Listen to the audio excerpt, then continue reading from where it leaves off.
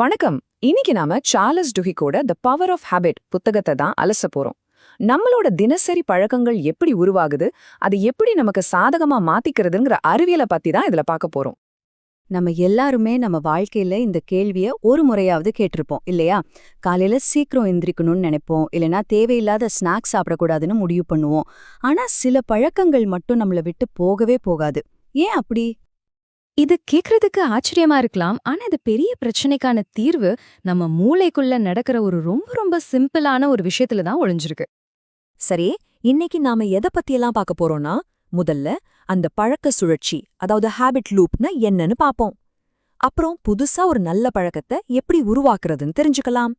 அதுக்கப்புறம் மன உறுதிங்கிற ஒரு சூப்பர் பவர் பத்தி பேசிட்டு பழக்கத்தை மாத்த ஒரு சின்ன பயிற்சி செய்ய போறோம். கடைசினா நம்பிக்கை எப்படி ஒரு பெரிய மாற்றத்தை கொண்டு வரும்னு பார்க்க போறோம். வாங்க முதல் பகுதிக்குள்ள போகலாம். நம்மளோட ஒவ்வொரு பழக்கத்துக்கும் பின்னாடி இருக்கிற அந்த என்ஜின் எப்படி வேலை செய்துங்கிற ரகசியத்தை இப்போ நாம உடைக்க போறோம். இதுக்கு பேரு தான் பழக்க வளையம், அதாவது தி ஹேபிட் லூப்.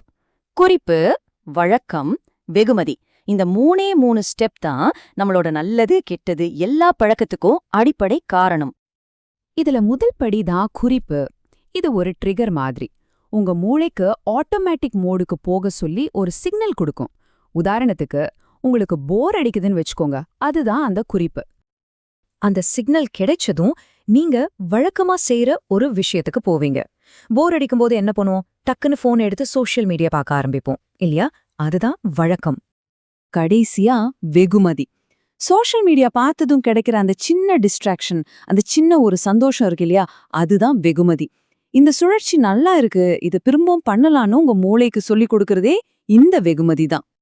ஓகே, இப்போ ஒரு பழக்கம் எப்படி வேலை செய்யுதுன்னு நமக்கு ஒரு ஐடியா கிடைச்சிருச்சு.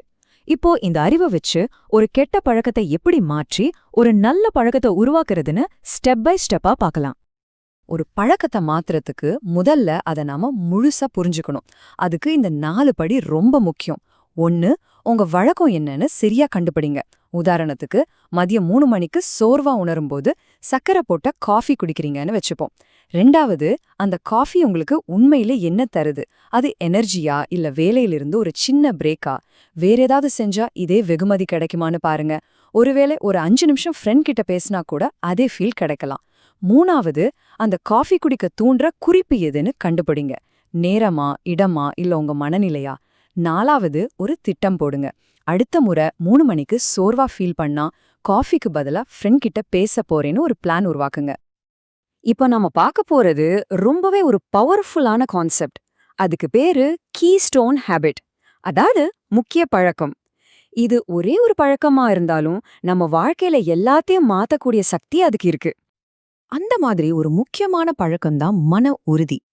நிறைய பேர் மன உறுதிங்கிறது சிலருக்கு மட்டும் இயற்கையாவே இருக்கும்னு நினைக்கிறாங்க. ஆனா உண்மை அது இல்ல. மன உறுதிங்கிறது ஒரு திறமை. அதை நாம கத்துக்கிட்டு பயிற்சி செஞ்சு வளர்த்துக்க முடியும். இதை இன்னும் தெளிவா புரிஞ்சுக்க ஒரு ஆய்வுல நடந்ததை பாப்போம். மூட்டு மாற்று அறுவை சிகிச்சை செஞ்சுக்கிறவங்களுக்கு ரொம்பவே வலி இருக்கும்.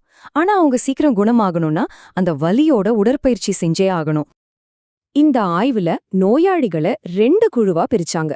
ஒரு குழு கிட்ட வலி வரும்போது அதை எப்படி சமாளிச்சு உடற்பயிற்சி செய்வீங்கன்னு ஒரு திட்டத்தை எழுத சொன்னாங்க. இன்னொரு குழுவுக்கு அப்படி எதுவும் சொல்லல. முடிவு ரொம்ப ஆச்சரியமா இருந்துச்சு.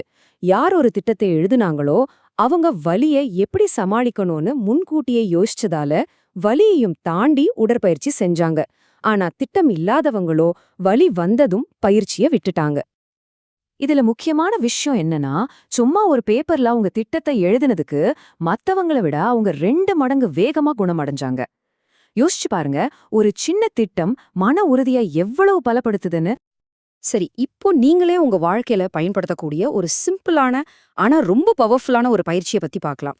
இது உங்க பழக்கங்களோட தூண்டுதல்களை பத்தி ஒரு நல்ல விழிப்புணர்வை கொடுக்கும். இது ரொம்ப எளிமையான ஒரு பயிற்சி.